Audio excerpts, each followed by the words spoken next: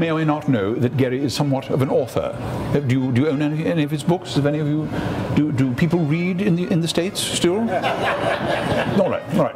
And he writes books. And in this day and age, we're coming into the day where at one point, and it's not far off, we're going to have more people writing books than reading books. But he is still, he's still soldiering on, and he decided, he got it into his head that he would write a pipe dictionary. This would be an encyclopedic tome including all terms having to do with pipes and the tradition of pipe smoking and tobacconists and tobacco, and all was going to be alphabetically arranged and put together in one volume. Let me refer to my notes. He called it a rollicking roller coaster of a dictionary, sure to delight even the most knowledgeable pipe academics.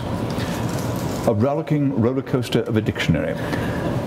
I'm not sure what that meant. But anyway, he wanted to send it to me so that I could edit it, perhaps write a preface or a preamble, something glowing, a glowing report. And so he mailed it to me on paper. And I received it in the mail, and I know you have a good sense of humor, you won't mind my saying this. When I got it in the mail and I opened it up, I thought, this is the most pointless book since How to Speak French was translated into French, you know.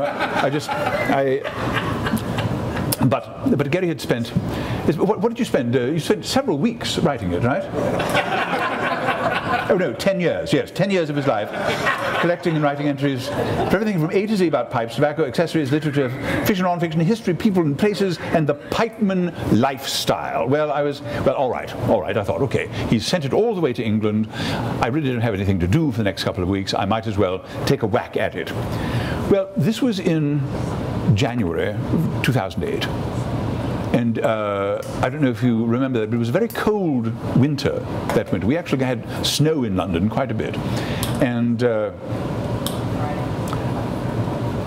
morning after the very morning after I got the dictionary, it was very cold in the flat, and I called to my valet, Richardson, and asked him to build a fire to warm up the flat, and he agreed. I hadn't realized.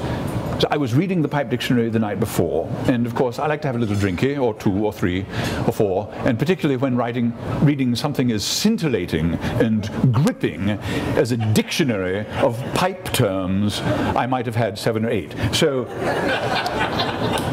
I would read, it turns out that I would read a page and I would just sort of let it flutter to the floor and go on to the next page. I mean, this comes from having a valet. How many people here have a valet? Certainly. No one? No one? A boat. How many people have a boat? Oh, all right. But with a valet, you say, you let things flutter to the floor. You know that the valet will come in and clear them up. So I wasn't really worried about it. Well, he built a fire. I ate my breakfast, a little tomato juice, a little vodka, raw egg, and a stick of celery, and I was ready to go. I went back to my desk and sat down to continue reading the dictionary, and I saw that it started now with the letter D instead of the letter A. And I asked my valet, there were papers all around the floor here, where are they now? And he said to me, why? Were they important? And I said, well, yes, they're very important. They're the beginning to Gary's pipe dictionary. And he said, I remember what he said. He said, oh. And I said, what do you mean, oh? And he said, well, I mean, oh.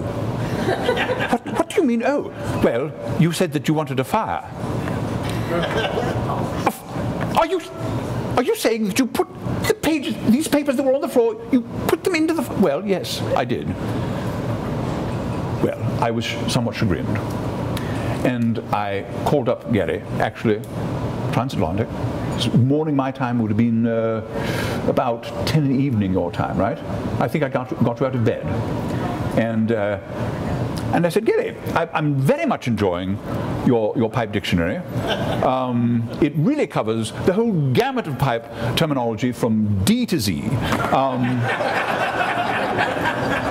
I really, and you know what I like about it, and I became very positive right away.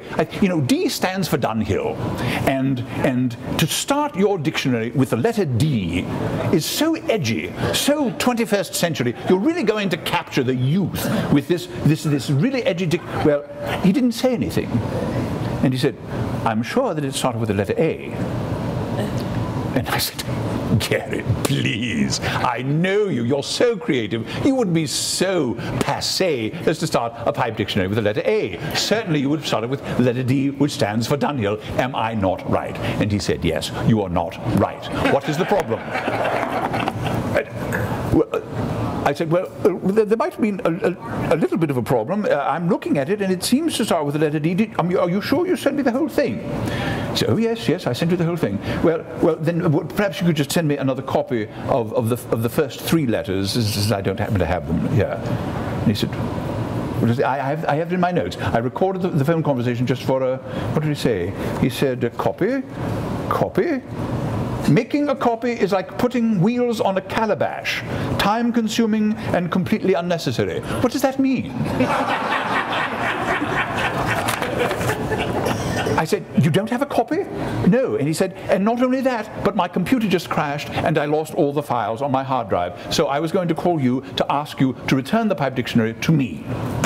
Well, all right. I said, "Righto. Not a problem. I'll get it in the post. First thing, how soon do you need it?" "Well, right away. How about a couple of weeks?" "No, really a couple of days." All right. I will. Right. Not a problem. I will. Not a problem. Good. In the post in a couple of days, in your hands, before you know it. Pipe dictionary, D to Z, A to Z, A to Z, A to Z, A to Z. All right. And so I got with what am I going to do? 10 years of his work. Well, the first three letters, probably at least a couple of months of his work, gone up in smoke. I can recreate it. I'm British. I know things. I'm a Dunhill. I know things about pipes. I can recreate this dictionary. So I thought, okay, all right, what do I do? Valet, Richardson, get me some paper, get me a pen. I'm going to rewrite the first three letters of this dictionary. And I sat down to work, and he was standing there beside me, and I said, okay, A. What starts with A? Aardvark. Aardvark has nothing to do with pipes. All right. No, think. All right, Ashton. Easy. Ashton. So I sat down as an example of a very average, some would say second-rate English pipe, by a pipe carver not quite good enough to continue to work at Dunhill. Any pipeman worth his tamper should step up and buy a Dunhill briar. Perfect entry. Not hard? What's so hard about that? Wonderful. On the road now. So, A B. What starts with a B? And my valet said, honey.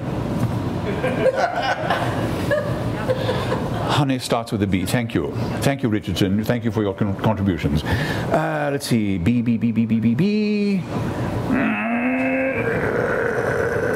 Yes, Barling. Another English pipe inferior to Dunhill. I mean, this is going to be a breeze, right? On to see. I'm thinking Castello. An Italian pipe. That's not even really a pipe. An Italian pipe? Don't give me Italian pipes. Give me Italian pizzas. Give me Italian pastas. Give me Italian Gina Lollobrigida, Sophia Loren. I mean, they do so many things well. Why would they make pipes? Well, but those are the only three entries I could think of. Well, fortunately, this has a happy ending. Richardson had in fact not taken those particular papers off the floor.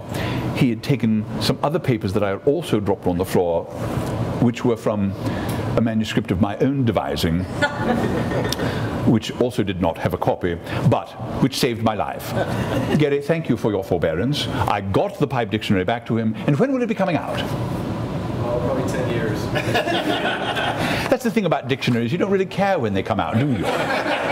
Well, so all's well that ends well. Well, one last thing I wanted to talk about.